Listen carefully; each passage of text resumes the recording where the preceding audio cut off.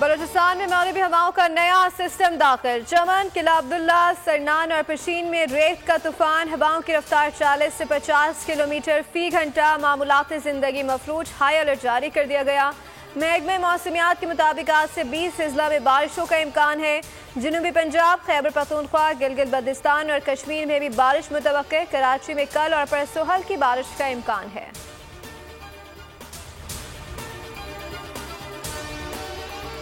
Israeli फौज के ईद पर भी गजा पर हमले जारी। फलस्तीनी वजारत सेहत के मुताबिक गुज़श्ता 24 घंटों में मजीद 79 फलस्तीनी शहीद और 120 जख्मी हो गए।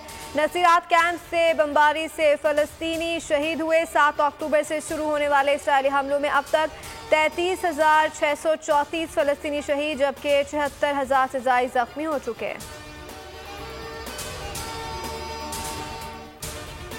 और कराची के इलाके गुलशन इकबाल में डकैती मुजामत पर कत्ल। तुराब जैदी की नमाज जनाजा अदा कर दी गई। अरखाना गम से निढाल गुज़श्ता रोज मकतूल निजी बैंक के ATM से रकम निकलवा कर बाहर निकला तो डाकुओं ने आग घेरा। मुजामत पर गोली मारकर अपनी नींद सुला दिया। मकतूल 3 बच्चों का बाप था। मुकदमा गुलशन इकबाल थाना में दर्ज कर लिया गया।